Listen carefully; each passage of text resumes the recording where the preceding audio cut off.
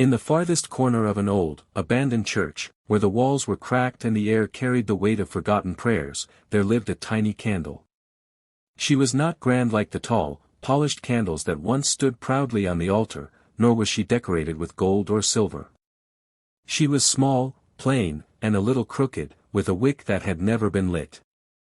For as long as she could remember, she had been sitting on the same dusty shelf, watching the world from the shadows. The candle often wondered if she had any purpose at all. She had seen other candles light up weddings, illuminate Christmas evenings, and guide people through moments of prayer, but she was just there.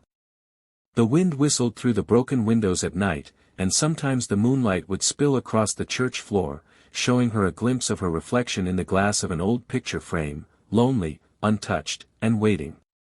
Perhaps I'm too small to matter, she often told herself.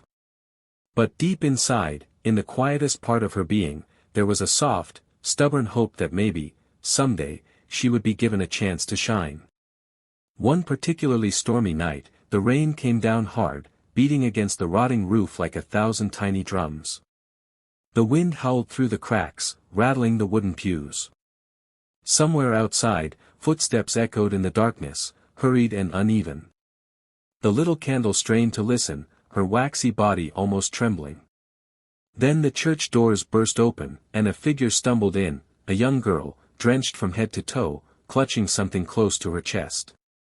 She looked frightened, her breath short and sharp, her eyes darting to the shadows as though they held invisible threats. She shut the heavy doors behind her and collapsed onto a bench, shivering violently. From the dim light of the moon, the candle could see tears on her cheeks.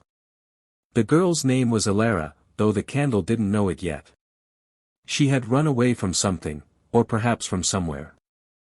Through the long hours of the storm, the little candle fought against every gust of wind that tried to steal her flame. She could feel her wax melting away, each drop falling like a piece of herself onto the wooden shelf, but she didn't mind. For the first time, she understood that her worth wasn't in how long she lasted, but in how brightly she shone while she could. Elara used the light to find some dry cloth from a forgotten chest, wrapping the baby snugly. She whispered lullabies, her face softening under the golden glow.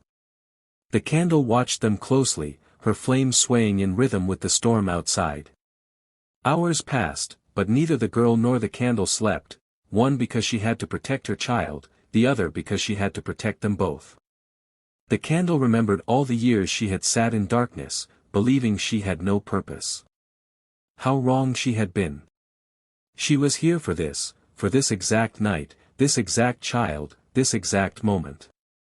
As the storm finally began to weaken, a faint light of dawn seeped through the cracks in the roof. The candle's flame was small now, her wax almost gone. Elara noticed and frowned, whispering again, "You've done so much. I don't want you to go." But the candle was not afraid. She felt no sorrow. Instead, she felt pride. She had been given her chance, and she had given everything she had. Just as her flame began to waver, the heavy doors creaked open. A man in a weathered coat stepped inside, calling out urgently, "Elara! Elara!" She looked up in shock, recognition flooding her eyes. "Father," she cried. He rushed to her, embracing her tightly, checking the baby's face with trembling hands. The candle's light revealed his tears, his relief, and the warmth of a family finding each other again.